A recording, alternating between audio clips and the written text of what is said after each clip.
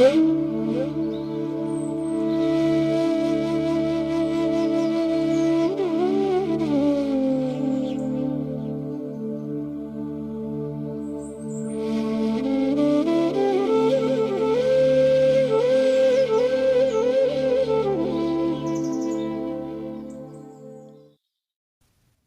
स्थापकाय च धर्मस्य सर्वधर्मस्वरूपिणे अवतार वरिष्ठाय রামকৃষ্ণায় তে নমঃ। নমস্কার। শ্রী শ্রী ঠাকুর, শ্রী শ্রী মা এবং স্বামীজি মহারাজের রাতুল চরণে ভূলুণ্ঠিত প্রণাম জানাই। প্রাণারাম বাংলা ইউটিউব চ্যানেলে সম্প্রচারিত সৎকথায় প্রতিদিনের মনন এই ধারাবাহিক অনুধ্যানে আজকে আমরা 995তম দিনের অনুধ্যানে প্রবেশ করেছি। আর মাত্র 5 দিন পরেই ভগবানের অসীম কৃপা এবং আশীর্বাদ থাকলে আমরা 1000তম পর্বে প্রবেশ করব এবং সৎকথায় প্রতিদিনের মনন এই ধারাবাহিক অনুধ্যানের 1000তম পর্ব উদযাপন উপলক্ষে হয়তো একটি বিশেষ অনুষ্ঠান হবে। খুব অল্প সময়ের ভিত্তিতেই আপনাদের আমরা ঘোষণা করব এবং আপনারা নাম নথিভুক্ত করে নির্দিষ্ট জায়গায় একটি বিরল মুহূর্তের সাক্ষী হওয়ার জন্য সকলে আসবেন, এইটুকু আপনাদের কাছে মিনতি জানাই। এই ইংরাজি নতুন বছরের 2026 সালে আমরা আজকে ভগবানের কৃপার কথা আলোচনা করব, স্মরণ করব এবং এই সূত্র ধরে আপনাদের একটু জানিয়েও রাখা ভালো যে ডিসেম্বর মাসের শেষ দিকে আমরা বাঁকুড়ার প্রত্যন্ত সারেঙ্গা অঞ্চলে গিয়েছিলাম। একেবারে সাঁওতাল অধিবাসী গ্রাম, সেখানকার 100 জন ছেলেমেয়েদের প্রতিদিন একটি আশ্রমে দুধ বিস্কুট খাওয়ানো হয়। সেখানে আমরা তাদেরকে একটু চাউমিন, একটু কমলা লেবু এবং প্রচণ্ড এই শীতে মাফলার শীত বস্ত্ররূপে সেবা পুজো নিবেদন করতে পেরেছি। আপনাদের অসীম সহযোগিতাতেই সেটি সম্ভব হয়েছে। আগামী দিনেও আমরা এই শীতকালে এখনও কয়েকটি জায়গায় শীত বস্ত্র প্রদান করার চেষ্টা করব, সেবা করার, কিন্তু সবটাই সম্ভব হবে যদি আপনারা আমাদের সঙ্গে থাকেন এবং পাশে থাকেন। তাই আপনাদেরকেও আমরা আগামী দিনে কিছু নতুন নতুন কর্মসূচির আহ্বান জানাবো, আপনারা পাশে থাকবেন। ভগবানের কৃপার কথা বলতে গেলেই আমাদের মনে হয় যে জগৎ সুখে দুঃখে আনন্দে ভরা হলেও ভগবান যখন আসেন, অবতার যখন আসেন, তখন তার করুণা শক্তির প্রকাশ দেখলে সবাই যেন বলে ওঠে ওই তিনি আসছেন। যিশুর শিষ্যরা যেমন বলতেন, rejoice and be exceedingly glad that the son of man hath come. 1885 সালে 28শে জুলাই কলকাতার ধনী হিন্দু ঈশ্বর ভক্ত নন্দ বসুর বাড়িতে গিয়েছেন ঠাকুর। দেবদেবীর ছবি দেখবেন, একের পর এক দর্শন করলেন। প্রথমে চতুর্ভুজ বিষ্ণুমূর্তি, তারপরে শ্রী রামচন্দ্রের আশীর্বাদ গ্রহণকারী নতমস্তক হনুমান, কদমতলায় বংশী বাদন কৃষ্ণ, বামনাবতার নৃশৃঙ্গ মূর্তি, রাখালদের সঙ্গে গোচারণরত শ্রীকৃষ্ণ, ধূমাবতী, ষোড়শী, ভুবনেশ্বরী, তারা কালী। নন্দ বসুর বাড়ির ঐশ্বর্য ছেড়ে এবার ঠাকুর এলেন শোকাতুরা ব্রাহ্মণী গোলাপ সুন্দরীর বাড়িতে। মাত্র কিছুদিন আগেই ধনির ঘরে বিবাহিতা একমাত্র কন্যা চণ্ডী সেপাই শান্তি নিয়ে মাকে দেখতে আসত। আজ সে নেই। যৌবনের পূর্ণতার মুহূর্তে ইহলোক ত্যাগ করে চলে গেছে। শূন্য ঘরে শোকাতুরা ব্রাহ্মণী। শ্রীরামকৃষ্ণ আসবেন এই চিন্তায় ঘর বাইরে ঘুরে ঘুরে অস্থির হয়েছেন। দিদিকে পাঠিয়েছেন নন্দ বসুর বাড়িতে খবর নিতে কখন তিনি আসবেন। চাতক পাখির মতন আকাশে প্রথম মেঘ দেখলেই যেমন উৎফুল্ল হয়, ঠিক তেমনি বারবার বলছেন আর ঘরবার করছেন ওই দিদি আসছেন। অবশেষে সবরীর প্রতীক্ষার মতন ঠাকুর এলেন।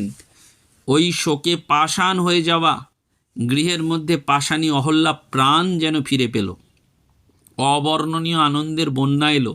ব্রাহ্মণী অধীর হয়ে বলছেন, ওগো আমি যে আহ্লাদে এবার বাঁচি না গো, ওগো চণ্ডীর শোক একটুও আমার নেই। ওগো খেলাতে লটারিতে একটা টাকা দিয়ে মুটে 1 লাখ টাকা পেয়েছিল, ওগো আমারও যে তাই হলো গো। তোমরা সকলে আশীর্বাদ করো, না হলে আমি সত্য সত্য মরে যাব। ব্রাহ্মণীর বাড়িতে আজ শ্রীকৃষ্ণের যেন আবির্ভাব, নন্দ উৎসব লেগেছে। ছেলে, বুড়ো, পুরুষ, মেয়ে কাতার দিয়ে দাঁড়িয়ে আছেন, সকলেই উৎসুক ঠাকুরের দর্শনের জন্য। এদিকে নিচ থেকে দিদি ডাকছেন ব্রাহ্মণীকে সকলের খাওয়ানোর বন্দোবস্ত করার জন্য। ব্রাহ্মণী আনন্দে বিভোর। বিদ্যতে হৃদয় গ্রন্থি ছিদ্যন্তে সর্ব সংশয়া ক্ষিয়ন্তে চাস্য কর্মাণি তস্মিন দৃষ্টে পরাবরে। সেই পরাবরকে, জগৎব্যাপী এবং ঊর্ধ্বজাগতিক চূড়ান্ত সত্যকে দেখে মানুষের হৃদয়ের সর্ববন্ধন, সর্বসংশয়, সর্বকর্তব্য শেষ হয়ে যায়। ব্রাহ্মণীরও তাই হলো।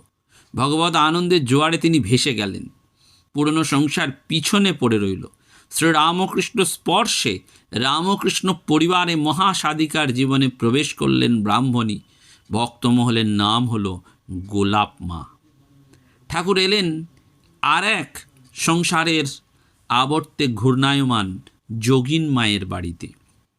মদ্যপ স্বামী, অত্যাচারে জর্জরিত জমিদারের গৃহিণী অধীর আগ্রহে ঈশ্বরের আগমনের প্রতীক্ষায় ছিলেন।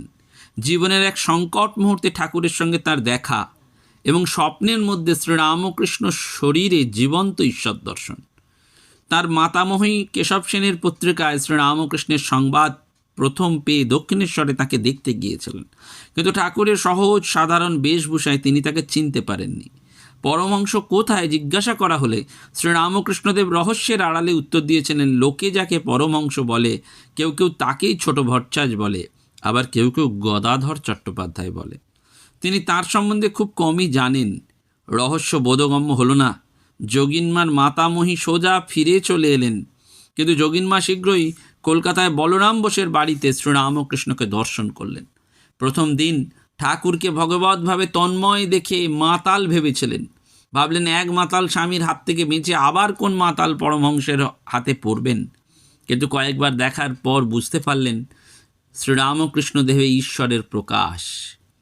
তাই একদিন যখন যোগিনমা ঠাকুরের শ্রীচরণে পুষ্প নিবেদন করছিলেন, শ্রীরামকৃষ্ণ তার মস্তক এবং হৃদয় শ্রীচরণ দিয়ে স্পর্শ করলেন।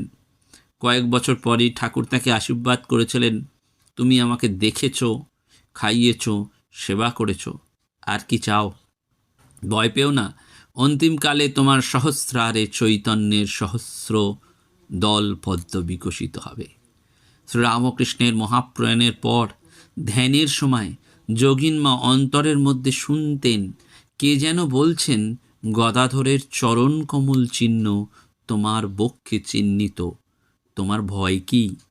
শ্রীরামকৃষ্ণ স্পর্শে যোগীন্দ্র মোহিনী দেবী হয়েছিলেন সত্যিকারের যোগিনী, নাম হয়েছিল যোগিনমা। সেই যোগিনমা ঠাকুরকে প্রথম তার বাড়িতে নিমন্ত্রণ করেছিলেন। ছেলেরা বাঁশি বেহালা বাজিয়ে কৃষ্ণ কীর্তন করেছিল। তার ভাই হীরালাল ভয় পেয়েছিলেন পরমহংস না দিদিকে নিয়ে যায়, তাই পাড়ার গুন্ডা মন্মথকে বাড়ির প্রবেশদ্বারে দাঁড় করিয়ে রেখেছিলেন যাতে সে ভয় দেখিয়ে শ্রীরামকৃষ্ণকে তাড়িয়ে দিতে পারে।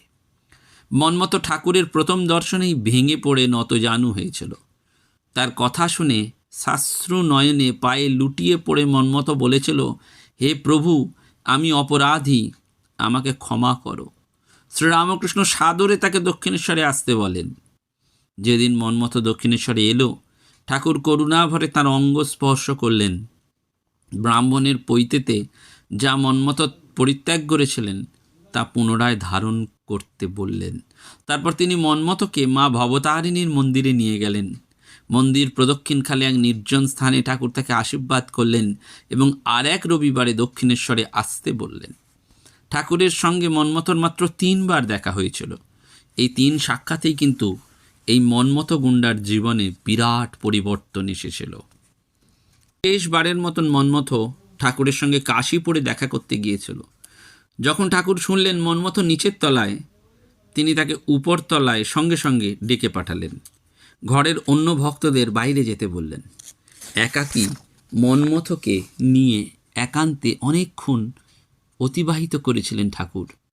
পরে এক শিষ্যকে তার একটি ফটোগ্রাফ আনতে বললেন এবং স্বহস্তে সেটি মন্মথকে দিলেন। কি কথা হয়েছিল তা কেবল মন্মথই জানত, কিন্তু হঠাৎ সকলে দেখল কোনো কথা না বলে মনমতো পাগলের মতন দৌড়ে বেরিয়ে গেল কাশীপুর বাগান বাড়ি থেকে। সেই দিন থেকে তার সমস্ত জাগতিক বাহ্য জ্ঞান কমতে থাকে এবং দিন রাত্রি বসে মনমতো শুধু প্রার্থনা করত, হে প্রিয়নাথ, হে প্রিয়নাথ। যখন প্রতিবেশীরা সবাই নিদ্রা যেত, লোকেরা শুনতে পেত রাত্রির নৈশব্দের বুক চিরে মন্মথের করুণ প্রার্থনা। বাগবাজারের সিদ্ধেশ্বরী তলার কাছে মামার বাড়িতে থাকত। ঠাকুরের সন্তানরা ওই পথে গেলে তাঁর মুখে মা মা শুনে থমকে দাঁড়িয়ে তারা কিছুক্ষণ শুনতেন। ঠাকুরের মহাপ্রাণের 4 বছর পরে 1890 সালে মন্মথ হঠাৎ একদিন বরানগর মঠে এসেছিল। নগ্ন পদে, অতি সাধারণ একখণ্ড বস্ত্রে আবৃত হয়ে করজোরে বারে বারে প্রার্থনা করতে লাগলো, হে প্রিয়নাথ, হে প্রিয়নাথ। বেশ কয়েক মাস ধরে প্রতি সন্ধ্যায় বরানগর মঠে সে আসত। সোজা চলে যেত মন্দিরে, জপ ধ্যান করত এবং সকলের অলক্ষ্যে বাড়ি ফিরে যেত। মাঝে মাঝে শ্রীরামকৃষ্ণের প্রিয় সঙ্গীতের এক কলি বারবার গুনগুন করে গাইত। কয়েক বছর পরে ঠাকুরের শিষ্যেরা এক বন্ধুর সঙ্গে মন্মথর বাড়িতে গিয়েছিল মন্মথকে দেখতে। দেখলেন তারা মন্মথ সূর্যের দিকে নিষ্পলক নেত্রে তাকিয়ে আছে, সম্পূর্ণ বাহ্য জ্ঞান লুপ্ত, এক মাথা চুল, শীর্ণ দেহ, গেরুয়া আবৃত। মন্মথের এই দিব্য উন্মাদ অবস্থা দেখে তাঁর শিষ্যেরা সেদিন বুঝেছিলেন পর্বতে, অরণ্যে, কঠোর সাধনায় যে দুর্লভ ঈশ্বর প্রেম লাভ করা যায় না, শ্রীরামকৃষ্ণের করুণায় তা কত সহজলভ্য। কিছুদিন পরেই মন্মথ কলেরায় দেহত্যাগ করেন। পাপীকে, আঘাতকারীকে মহাভক্তে পরিণত করেছিলেন সব অবতার পুরুষেরা। শ্রীরামকৃষ্ণ জীবনেও সেই সত্যের পুনরাবৃত্তি ঘটেছিল। জনৈক নিন্দুক বহুদিন ধরে ঠাকুরের অপবাদ নিন্দা করে আসছেন। হঠাৎ প্রিয় পুত্রের দুরারোগ্য ব্যাধি শিশুকে মৃত্যুশয্যায় নিয়ে এলো। নিন্দুক ছুটে গেলেন ডাক্তার মহেন্দ্রলাল সরকারের কাছে। ডাক্তার সরকার তখন দক্ষিণেশ্বর অভিমুখী। শত অনুনয় বিনয় সত্ত্বেও শ্রীরামকৃষ্ণ নেশায় বিভোর ডাক্তার সরকার গাড়ি ফেরালেন না। নিরুপায় নিন্দুকের তখন অবর্ণনীয় হৃদয়ে যন্ত্রণা। গাড়ির পেছনে ছুটতে ছুটতে সোজা দক্ষিণেশ্বরে ঠাকুরের ঘরে ঢুকে পড়লেন। করুণ মুখ দর্শন করে ঠাকুর জানতে চাইলেন কি চাই। কাতর কণ্ঠে নিন্দুক বললেন, একবার যেন উনি ডাক্তার সরকারকে পাঠান তার মৃত্যু পথযাত্রী শিশুকে দেখতে। শ্রীরামকৃষ্ণদেব অশ্রু সজল হলেন, বললেন, আমি এত বয়স্ক লোক, তবু রোগ যন্ত্রণা অসহনীয় মনে হয়, আর ছোট শিশুর যাতনা কত গভীর হবে। ডাক্তারকে বললেন শিশুর শয্যার পাশে যেতে। নিন্দুক নিজেকে ধিক্কার দিয়ে বলেছিলেন, কাকে নিন্দা করেছি, এই যে মহাপ্রেমিক পুরুষ। এই করুণায় বিগলিত হয়েছিলেন শ্রীরামকৃষ্ণদেব এবং গয়া বিষ্ণুর একমাত্র শিশুপুত্রকেও মৃত্যুর মুখ থেকে বাঁচিয়েছিলেন নিজে স্বয়ং গিয়ে। সেজন্য আমাদের বারবার মনে আসে যে যীশুখ্রিস্ট বলেছিলেন, আমি বিচার করতে আসিনি, আমি এসেছি রক্ষা করতে। আই কেম নট টু জাজ বাট টু সেভ।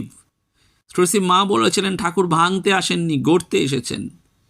এবং মনে পড়ে যিশুর এক পলক দৃষ্টি কিভাবে খুনি পলকে সেন্ট পলে রূপান্তরিত করেছিল। সেন্ট পল তার নিজের রূপান্তর প্রসঙ্গে বলেছিলেন, এইভাবেই মৃতের পুনর্জাগরণ ঘটে, অসতের মধ্যে সতের প্রকাশ ঘটে, অতি সাধারণ জীবন মহৎ জীবনে রূপান্তরিত হতে পারে। প্রথম মানুষটি পৃথিবীর, দ্বিতীয় মানুষটি ঈশ্বরের সন্তানের। লীলাময় ঠাকুরও তাই। সাধারণ গুরুর মতন মন্ত্র দিতেন না, বলতেন, গুরু কর্তা বাবা, এই 3 কথাতে আমার গায়ে কাঁটা বেঁধে। অথচ একটি মাত্র কথা, স্পর্শ অথবা দৃষ্টি কিংবা নীরব সান্নিধ্যে শুদ্ধ হৃদয়ে জেগে উঠত সুপ্ত দেবত্ব। অন্তরঙ্গদের বলতেন, আমাকে চিন্তা করলেই সব হবে। স্বামীজি তাই লিখেছিলেন, বিক্ষণে মোহ যায়। অন্তরঙ্গ শিষ্যদের বলতেন, শনি মঙ্গলবার মায়ের দিন, ওই দিন এসো। আবার কখনো কখনো পাপের স্পর্শজাত খাবার খেয়ে এলে অন্তরঙ্গদের বলতেন, গঙ্গায় অঙ্গুলিত্রয় জল খাইবারে। শ্রীরামকৃষ্ণদেব এবারে এই পাপীদের পুণ্যাত্মায় পরিণত করেছিলেন।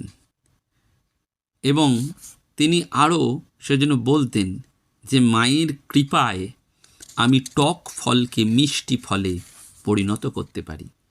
কেবলমাত্র দর্শন স্পর্শনের মধ্যে দিয়েই সাধারণ মানুষের চৈতন্য সত্তায় জাগরণ একমাত্র শ্রীরামকৃষ্ণের পক্ষেই সম্ভব।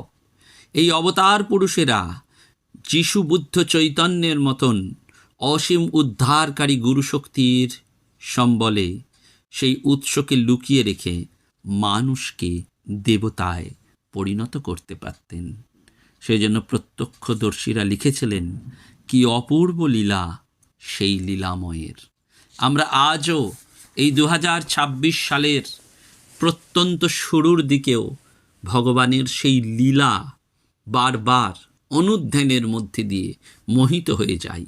যতই তার লীলা পাঠ করি, যতই তার লীলা চিন্তন করি, যতই সাধু সঙ্গের মধ্যে দিয়ে সেই লীলার বারবার উচ্চারণ এবং জারিত হওয়ার প্রয়াস আসে, তখনই আমাদের মনে হয় না না, এই ভক্ত সম্মেলন, এই যে বিরাট আয়োজন, এই যে বিশেষ বিশেষ পাঠচক্র সৎসঙ্গ, এ তো বৃথা নয়।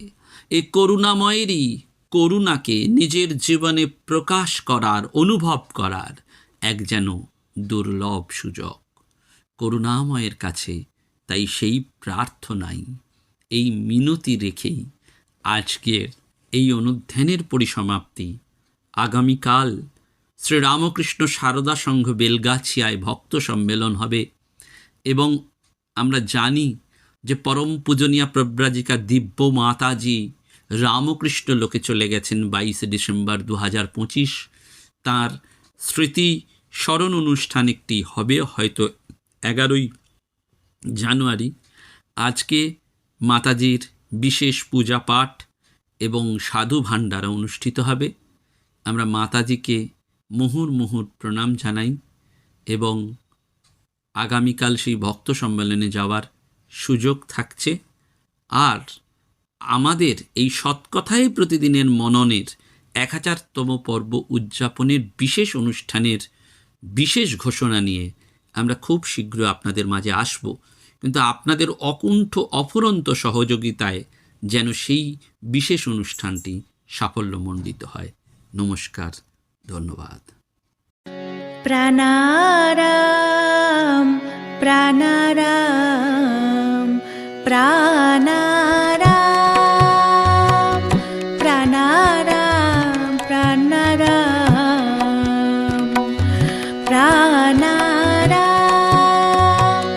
কি যেন লুকানো নামে তাই মিষ্ট এত তব নাম। প্রাণারাম প্রাণারাম প্রাণারাম প্রাণারাম প্রাণারাম।